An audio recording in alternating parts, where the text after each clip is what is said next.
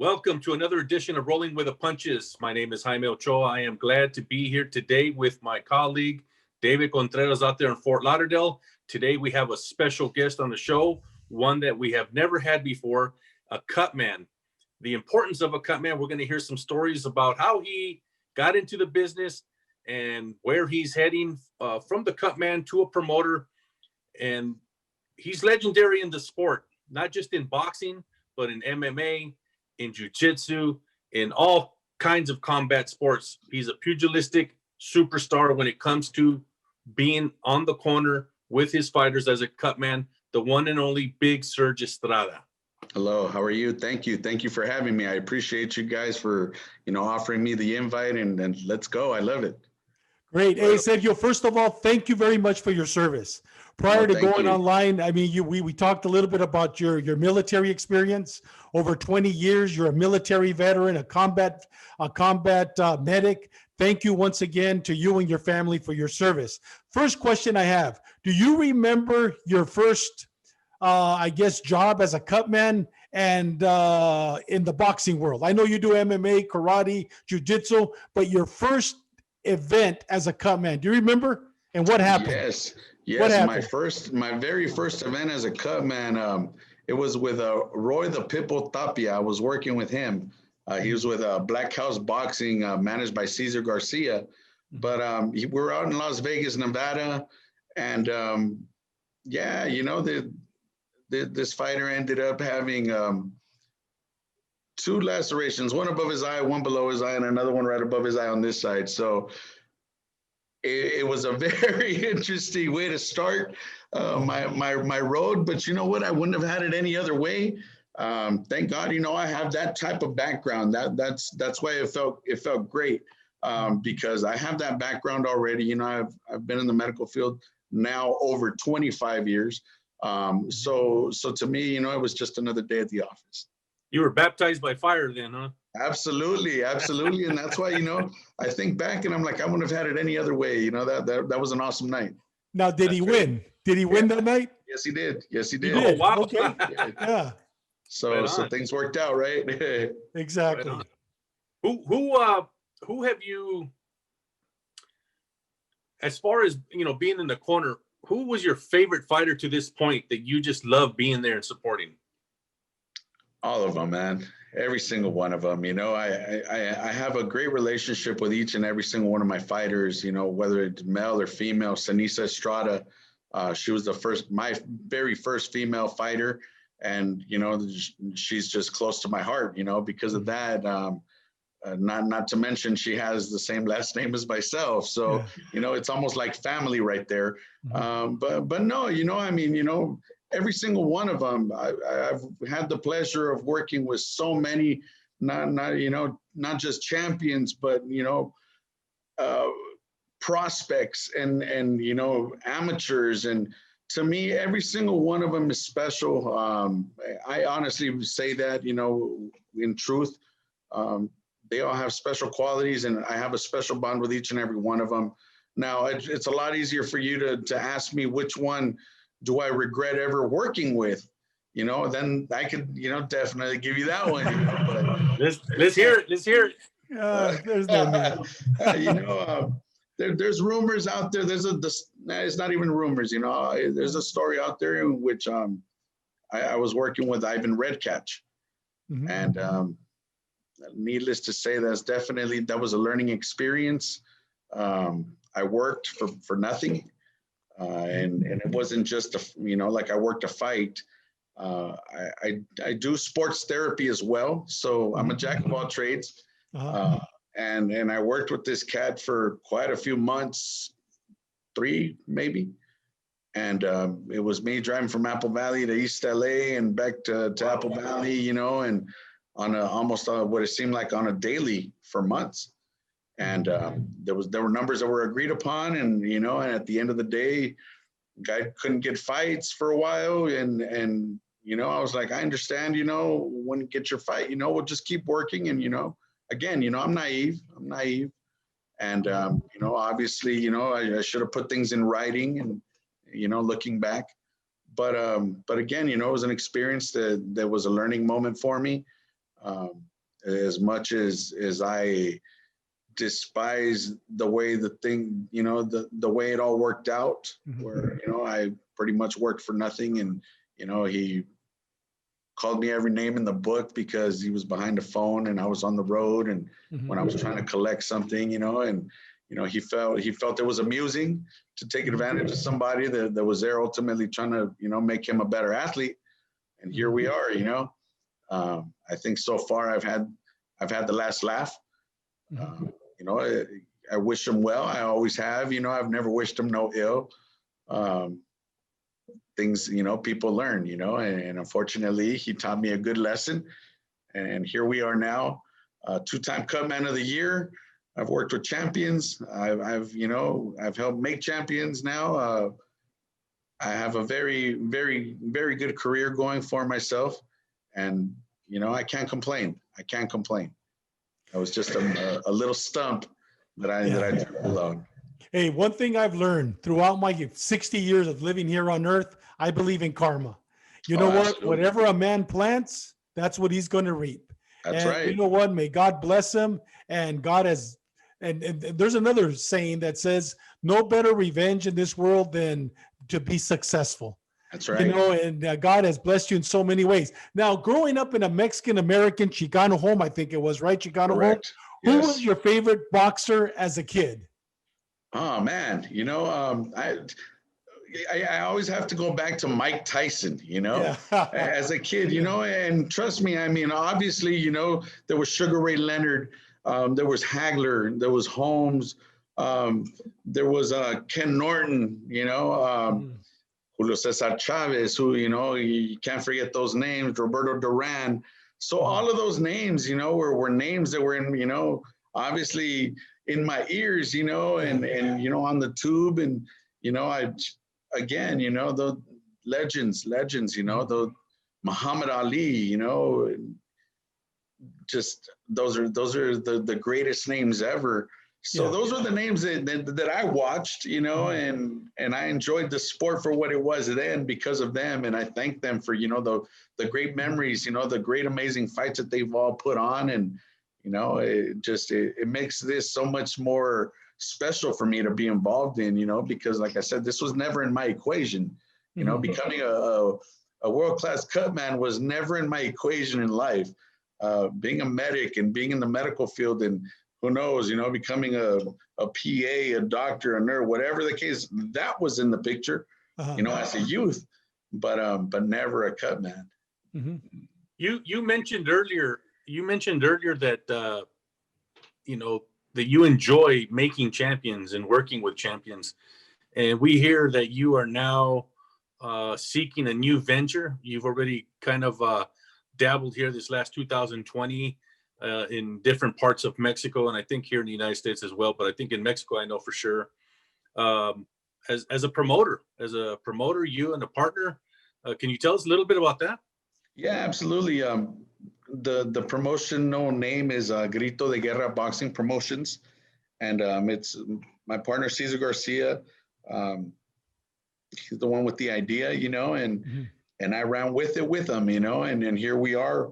We've had 5 shows already. We're working on our 6th event here, under this pandemic, second. But we've had shows, like you said, in Guadalajara where they've been successful, and here we are planning our next one for March 20th in Nuevo Vallarta. So yeah, I'm definitely looking forward to that.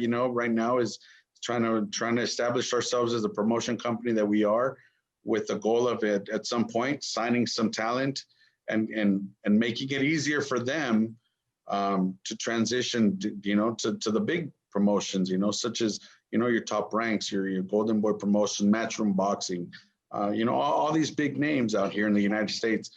There's a lot of talent that's not necessarily forgotten, but overlooked. And sometimes it's a matter of dollars and cents, and a lot of promoters out here don't really want to spend money, especially right now during a time like these where, we don't have fans, and with no fans, there's no consumption of, products. And so there's money that's not being made, where if it were, then, sometimes it's just not feasible to wait to pay for a visa and bring a fighter. And sometimes it's easier just to get local guys around here, and there's a lot of talent that goes overlooked and sometimes even not looked at all. So that's the idea, to bring an American style promotion company to Mexico, and not necessarily just to Mexico, but to an area, a region, and turn that into possibly the next Las Vegas, the next Mecca of boxing, in on our homeland, in Mexico, and, where my roots are from.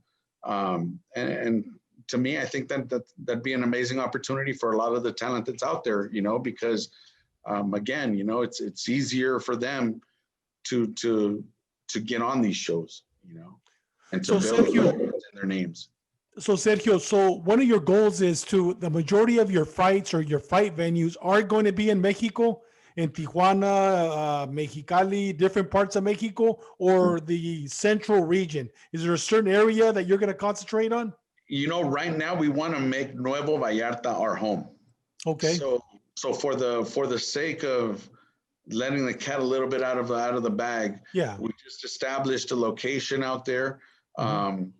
A resort that's allowing us to bring our mentality, our show, our ideas to their establishment, and make it more than just a show, make it an experience.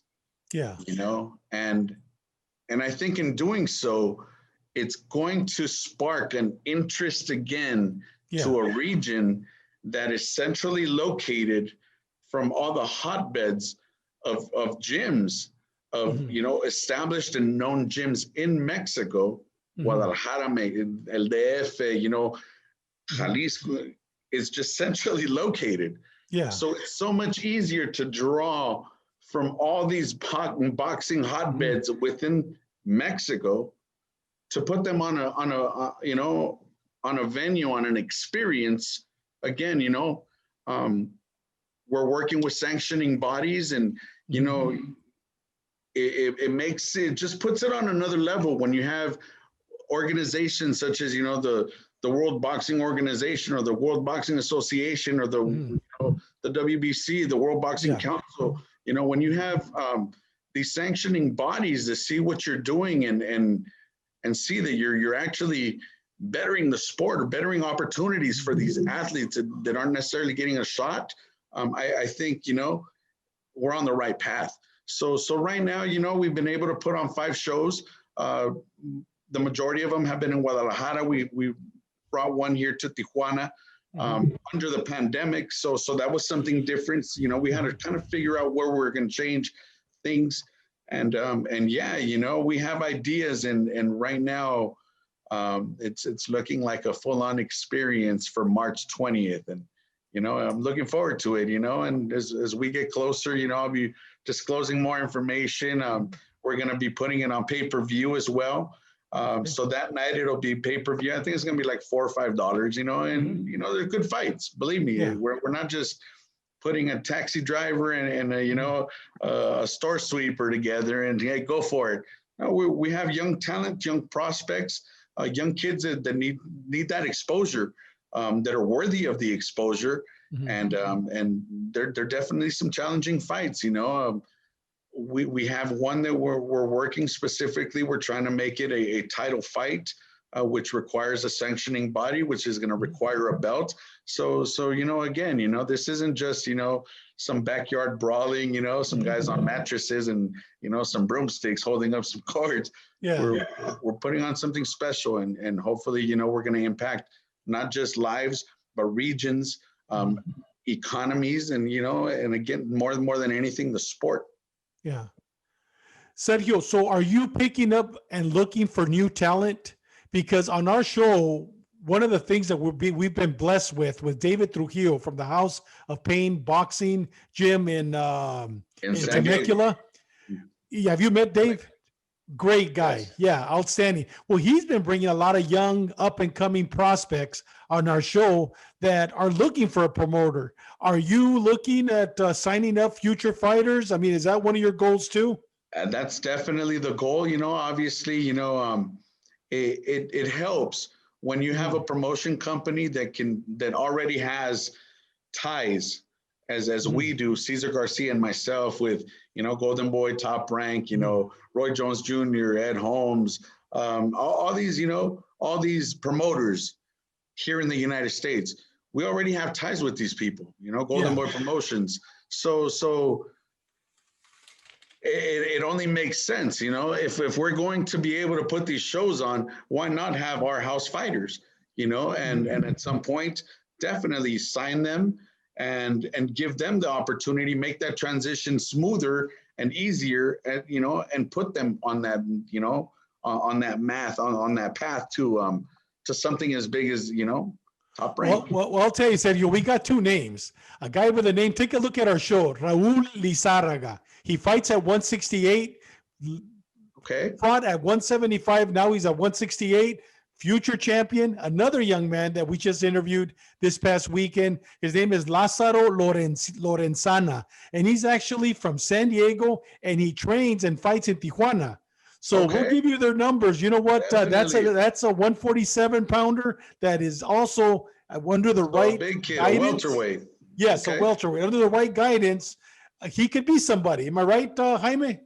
Absolutely. Both those, both of them right now, as you were talking, I was just thinking, if I was in your shoes, Sergio, these would be definitely two fighters I would definitely take a look at.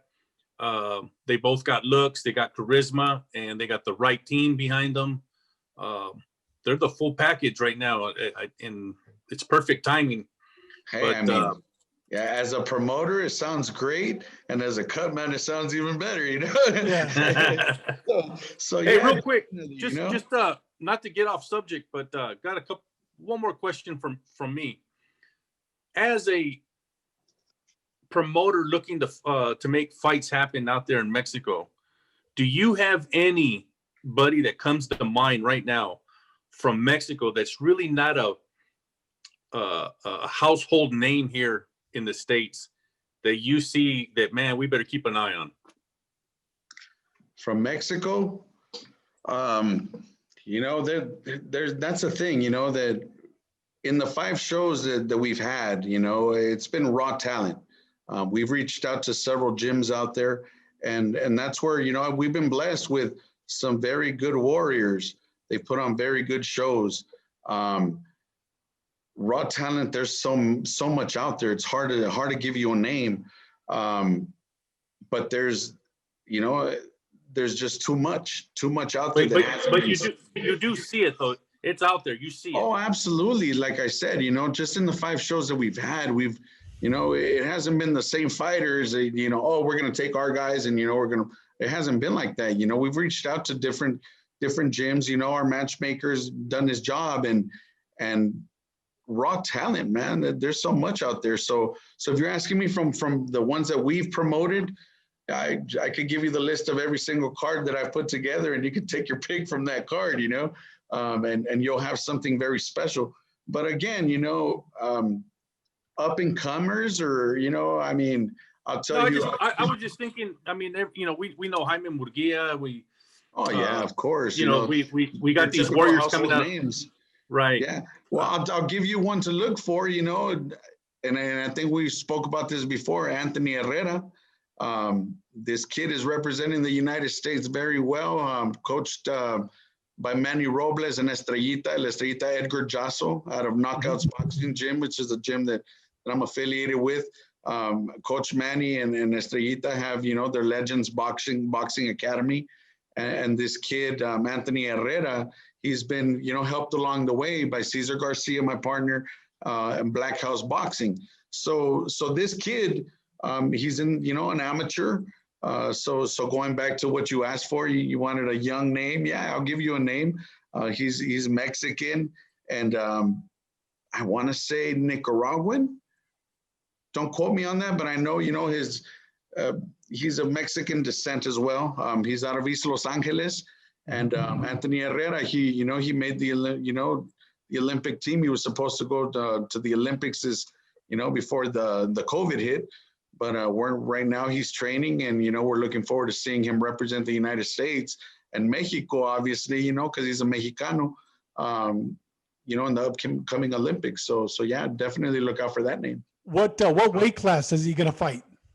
You know what? I don't know off the top of my head. You caught me off guard with that. Oh, it's okay. No problem. We'll look it up. 94. Anthony Herrera. Anthony Herrera. Yeah. Okay. Yeah, we'll look him up. Yeah, definitely. Better than that, Dave. Why don't we have Sergio hook us up and have us interview him? Yeah, We can we'll do put him that. on the show. We can definitely do that. As a matter of fact, I know it's kind of short notice or whatnot, but I'll be with him tomorrow. Okay. I'm going to the gym tomorrow, and I'll be with him. He leaves Colorado Springs, if I'm not mistaken. He has a tournament coming up in Spain, and he leaves on Thursday. So if you want, we can definitely talk about this and get him tomorrow. If you guys have time, or if you want to make this happen, or Let's do it. Let us know. Let's do it. Yeah, let's do it. But definitely, text me on this when we get off. Okay. Just so I have it on my phone. I'll set up a reminder, and tomorrow when I go to the gym, I'll make sure we have a little time to talk to you. I'd say closer to like 12 o'clock or something like that. Okay, perfect. I know he normally stops training around 10:30, 11, maybe around that time would be good. But I can confirm early in the morning with you, and we'll come up with a time that works. Let's do it. Dave, I know that you have that important question you wanted to ask him about the ending of the 2020 year. So why don't you go ahead and ask him? This could be the last question that we have for you, Sergio. Give us your best 3 fights of the year. The best 3 fights of the year. 2020. We had some great fights in 2020. Yeah, we have. Yeah. Okay, I'm gonna tell you. Let's see. I'm obviously the big name, the big guys, Tyson Fury, Deontay Wilder. Yeah. That one just because of the heavies. A very good one, Teofimo Lopez and Vasily Lomachenko. That was a good one. Yeah. That kind of caught me off guard. Mm-hmm. I'm not against Teofimo. He's a great kid. Mm-hmm. I've met him. But I didn't expect Vasily to go the way he did. I expected Vasily Lomachenko to really outbox this kid, and it just didn't happen. So that was an interesting fight for me. Yeah. And Gervonta Davis and Leo Santa Cruz. I mean, that, that just because of, the exciting knockout, those stick out in my head. Yeah. Yeah. What did you think about the Tyson Fury fight? Did that catch you by surprise? Did you expect for that to happen? Yeah. You did really? To happen. I did really not. Did. Okay. I really did. I've been able to work with Jorge Capetillo, and I'm good friends of his, and he worked as the Cutman for Tyson Fury. So I have a little insight on what was going on, and he looked very good, and the previous fight, I think he looked very sharp. It was just fine tuning some things, and he pulled it off. It wasn't unexpected. I thought it was going to be the type of fight that it was, and the outcome was great. Hey, well, listen, Sergio, thank you very much for agreeing to be on our show. It was a blessing to have you and to hear the insight of a Cutman. But I'd like to continue. There's so many other questions that we have, but because of the time constraints that we have, there's so many other questions, so many other topics. You're definitely going to be an invited guest to come back on our show. Jaime, anything else? No, man, I really enjoyed the conversation. I thank the expertise that you have, inside the ring as well as outside the ring. And I'm excited about your future promotional company. And I just hope that we can roll with you as everybody else rolls with the punches. And we just thank you for being a guest tonight. And we really enjoyed it, and hope to see you soon. Yes, no, thank you guys. Thank you very much for having me on here. There's so much that, we opened up a lot of cans, and worms started coming out. So definitely, I know that we definitely have to go back and hit those jars one more time, and pull those worms out a little bit and discuss certain things. Exactly. But yes, absolutely. Whenever I'm privileged to be here with you guys. So whenever you have the time to have me back on, feel free to call me up, and I'll be ready to roll with those punches. Hey, thank you very much. Okay, great. Roll with the punches. Thank you. Good night. Appreciate it. Yes.